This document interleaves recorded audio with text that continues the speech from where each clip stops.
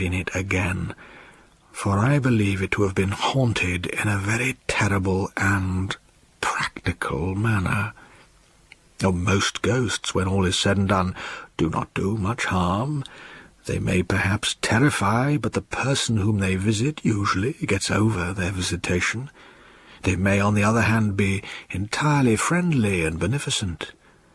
But the appearances in the Villa Cascana were not beneficent, and had they made their visit in a very slightly different manner, I do not suppose I should have got over it more than Arthur Ingalls did.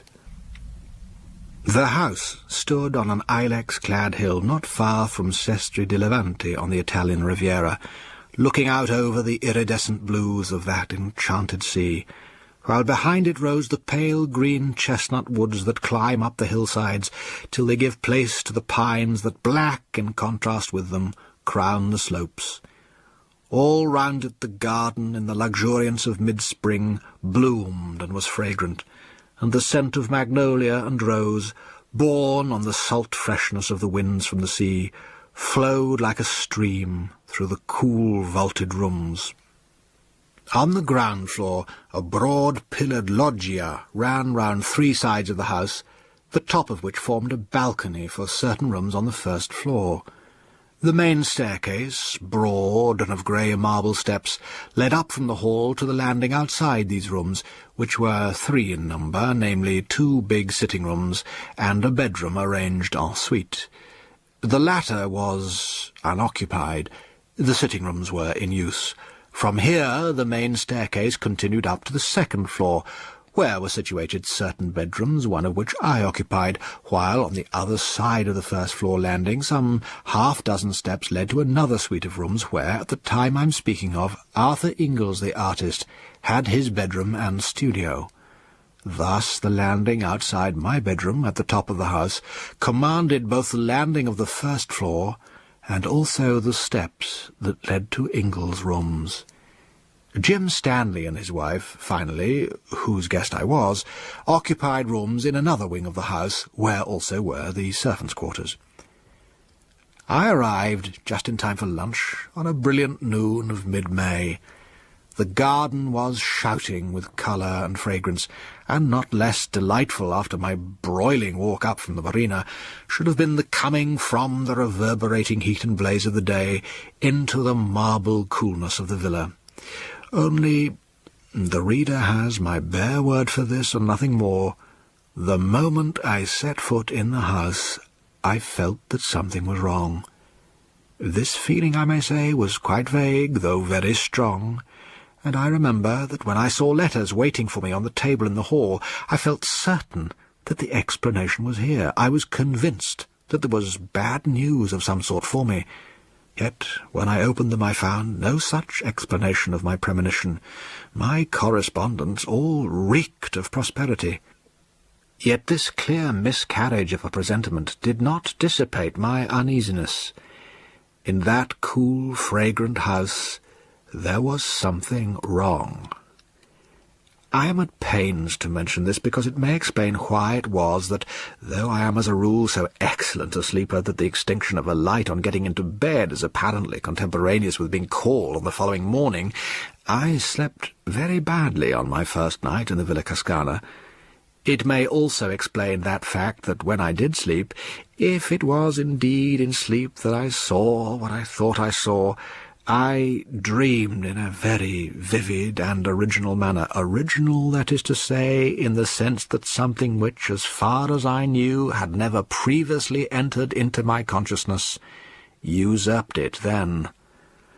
But since, in addition to this evil premonition, certain words and events occurring during the rest of the day might have suggested something of what I thought happened that night, it will be well to relate them. After lunch, then, I went round the house with Mrs. Stanley, and during our tour she referred, it is true, to the unoccupied bedroom on the first floor, which opened out of the room where we had lunched.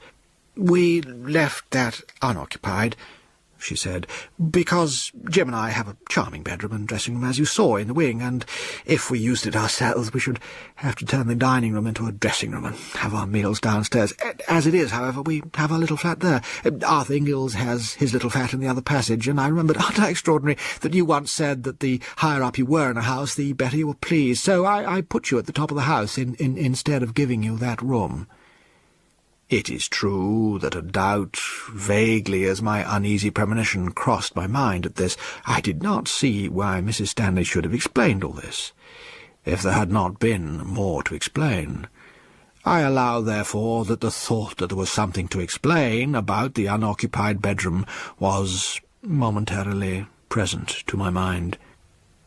The second thing that may have borne on my dream was this. At dinner the conversation turned for a moment on ghosts. Ingalls, with a certainty of conviction, expressed his belief that anybody who could possibly believe in the existence of supernatural phenomena was unworthy of the name of an ass. Well, the subject instantly dropped. As far as I can recollect, nothing else occurred or was said that could bear on what follows. We all went to bed rather early, and personally I yawned my way upstairs, feeling hideously sleepy. My room was rather hot, and I threw all the windows wide, and from without poured in the white light of the moon and the love-song of many nightingales. I undressed quickly and got into bed, but though I had felt so sleepy before, I now felt extremely wide awake. But I was quite content to be awake. I did not toss or turn. I felt perfectly happy listening to the song and seeing the light. Then it is possible I may have gone to sleep, and what follows may have been a dream. I thought, anyhow, that after a time the nightingales ceased singing, and the moon sank. I thought also that if, for some unexplained reason, I was going to lie awake all night, I might as well read, and I remembered that I'd left a book in which I was interested in the dining room on the first floor, so I got out of bed, lit a candle, and went downstairs. I entered the room, saw on a side table the book I'd come to look for, and then, simultaneously, saw that the door into the unoccupied bedroom was open. A curious grey light, not of dawn, nor of moonshine, came out of it, and I looked in. The bed stood just opposite the door, a big four-poster hung with tapestry at the head. Then I saw that the greyish light of the bedroom came from the bed, or rather, from what was on the bed, for it was covered with great caterpillars, a foot or more in length, which crawled over it. They were faintly luminous, and it was the light from them that showed me the room. Instead of the sucker feet of ordinary caterpillars, they had rows of pincers like crabs, and they moved by grasping what they lay on with their pincers, and then sliding their bodies forward. In colour, these dreadful insects were yellowish-grey, and they were covered with irregular lumps and swellings. There must have been hundreds of them, for they formed a sort of writhing, crawling pyramid on the bed.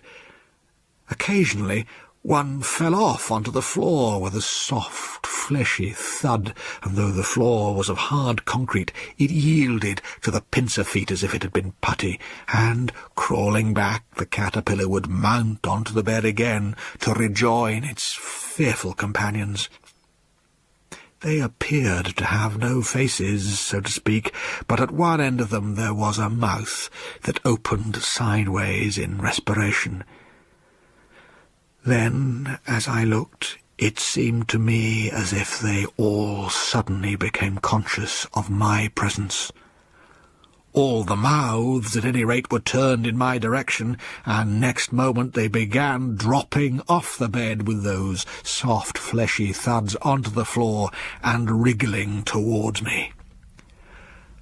For 1 second, the paralysis of nightmare was on me, but the next, I was running upstairs again to my room, and I remember feeling the cold of the marble steps on my bare feet. I rushed into my bedroom and slammed the door behind me, and then, I was certainly wide awake now, I found myself standing by my bed with the sweat of terror pouring from me. The noise of the banged doors still rang in my ears, but, as would have been more usual, if this had been mere nightmare, the terror that had been mine when I saw those foul beasts crawling about the bed or dropping softly onto the floor did not cease then. Awake now, if dreaming before, I did not at all recover from the horror of dream.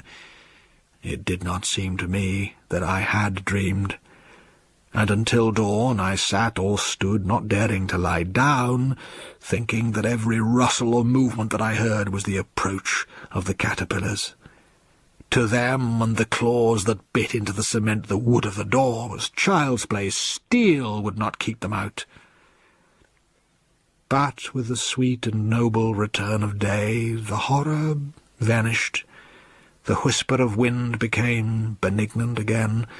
The nameless fear, whatever it was smoothed out and terrified me no longer. Dawn broke, hueless at first. Then it grew dove-coloured. Then the flaming pageant of light spread over the sky. The admirable rule of the house was that everybody had breakfast where and when he pleased, and in consequence it was not till lunch-time that I met any of the other members of our party, since I had breakfast on my balcony and wrote letters and other things till lunch. In fact, I got down to that meal rather late, after the other three had begun. Between my knife and fork there was a small pillbox of cardboard, and as I sat down, Ingalls spoke. "Do look at that," he said. "Since you're interested in natural history, I found it crawling on my counterpane last night. I don't know what it is." I think that before I opened the pillbox I expected something of the sort which I found in it.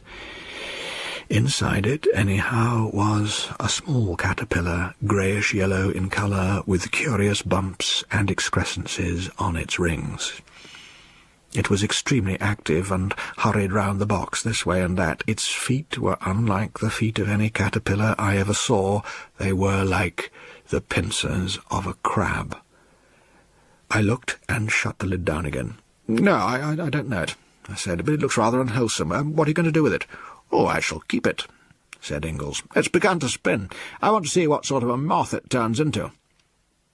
I opened the box again and saw that these hurrying movements were indeed the beginning of the spinning of the web of its cocoon. Then Ingalls spoke again. "It's got funny feet, too," he said. "They're like crab's pincers. What's the Latin for crab? Oh, yes, cancer. So, in case it is unique, let's christen it, huh? Cancer inglesensis." Then something happened in my brain, some momentary piecing together of all that I had seen or dreamed. Something in his words seemed to me to throw light on it all, and my own intense horror at the experience of the night before linked itself onto what he had just said. In effect, I took the box and threw it, caterpillar and all, out of the window. There was a gravel path just outside, and beyond it a fountain playing into a basin. The box fell onto the middle of this. Ingalls laughed. "Oh, so the students of the occult don't like solid facts," he said. "Ha! My poor caterpillar!" The talk went off again at once onto other subjects, and I've only given in detail as they happened these trivialities in order to be sure myself that I've recorded everything that could have borne on occult subjects or on the subject of caterpillars. But at the moment when I threw the pillbox into the fountain, I lost my head. My only excuse is that, as is probably plain, the tenant of it was, in miniature, exactly what I had seen crowded onto the bed in the unoccupied room. And though this translation of those phantoms into flesh and blood, or whatever it is that caterpillars are made of, ought perhaps to have relieved the horror of the night, as a matter of fact, it did nothing of the kind. It only made the crawling pyramid that covered the bed in the unoccupied room more hideously real. After lunch we spent a lazy hour or two strolling about the garden or sitting in the loggia. and it must have been about 4 o'clock when Stanley and I started off to bathe, down the path that led by the fountain into which I had thrown the pillbox. The water was shallow and clear, and at the bottom of it I saw its white remains. The soaking had disintegrated the cardboard, and it had become no more than a few strips and shreds of sodden paper. The centre of the fountain was a marble Italian Cupid, which squirted the water out of a wineskin held under its arm. And crawling up its leg was the caterpillar.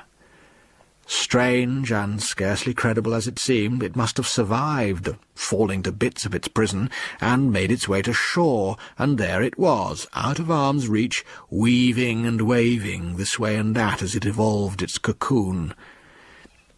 Then, as I looked at it, it seemed to me again that, like the caterpillar I had seen last night, it saw me, and, breaking out of the threads that surrounded it, it crawled down the marble leg of the Cupid and began swimming like a snake across the water of the fountain towards me. It came with extraordinary speed. The fact of a caterpillar being able to swim was new to me, and in another moment was crawling up the marble lip of the basin. And just then Ingalls joined us. "Why, if it isn't old Cancer Inglesensis again," he said, catching sight of the beast. "What a tearing hurry it's in." We were standing side by side on the path, and when the caterpillar had advanced to within about a yard of us, it stopped and began waving again, as if in doubt as to the direction in which it should go. Then it appeared to make up its mind, and crawled onto Ingall's shoe. "Well, it likes me best," he said. "I don't really know that I like it, and as it won't drown, I think perhaps—" He shook it off his shoe onto the gravel path and trod on it. All the afternoon the air got heavier and heavier, with a sirocco that was without doubt coming up from the south, and that night again I went up to bed feeling very sleepy. But below my drowsiness, so to speak, there was the consciousness, stronger than before, that there was something wrong in the house, that something dangerous was close at hand. But I fell asleep at once, and how long after I do not know, either woke or dreamed I awoke feeling that I must get up at once, or I should be too late. Then, dreaming or awake, I lay and fought this fear, telling myself that I was but the prey of my own nerves, disordered by sirocco or what-not, and at the same time quite clearly knowing, in another part of my mind, so to speak, that every moment's delay added to the danger. At last this second feeling became irresistible, and I put on coat and trousers and went out of my room onto the landing. And then I saw that I had already delayed too long, and that I was now too late. The whole of the landing of the first floor below was invisible under the swarm of caterpillars that crawled there. The folding doors into the sitting-room from which opened the bedroom where I had seen them last night were shut, but they were squeezing through the cracks of it and dropping one by one through the keyhole, elongating themselves into mere string as they passed and growing fat and lumpy again on emerging. Some, as if exploring, were nosing about the steps into the passage at the end of which were Ingall's rooms. Others were crawling on the lower steps of the staircase that led up to where I stood. The landing, however, was completely covered with them. I was cut off, and of the frozen horror that seized me when I saw that, I can give no idea in words. Then, at last, a general movement began to take place, and they grew thicker on the steps that led to Ingall's room. Gradually, like some hideous tide of flesh, they advanced along the passage, and I saw the foremost, visible by the pale grey luminousness that came from them, reach his door. Again and again I tried to shout and warn him in terror all the time that they should turn at the sound of my voice and mount my stair instead, but for all my efforts I felt that no sound came from my throat. They crawled along the hinge crack of his door, passing through as they had done before, and still I stood there making impotent efforts to shout to him, to bid him escape while there was time. At last the passage was completely empty. They had all gone, and at that moment I was conscious for the first time of the cold of the marble landing on which I stood barefooted. The dawn was just beginning to break in the eastern sky. 6 months later, I met Mrs. Stanley in a country house in England. We talked on many subjects, and at last she said, "I don't think I've seen you since I got that dreadful news about Arthur Ingalls a month ago." "I haven't heard," said I. "No, he's got cancer. They don't even advise an operation, for there's no hope of a cure. He is riddled with it, the doctors say." Now, during all these 6 months, I do not think a day had passed on which I had not in my mind the dreams, or whatever you like to call them, which I had seen in the Villa Cascana. "It is awful, is it not?" she continued, "and I can't help feeling that he may have—" "Caught it at the villa?" I asked. She looked at me in blank surprise. "Oh, why do you say that?" she asked. "How did you know?" Then she told me. In the unoccupied bedroom a year before, there had been a fatal case of cancer. She had, of course, taken the best advice, and had been told that the utmost dictates of prudence would be obeyed so long as she did not put anybody to sleep in the room, which had also been thoroughly disinfected and newly whitewashed and painted. But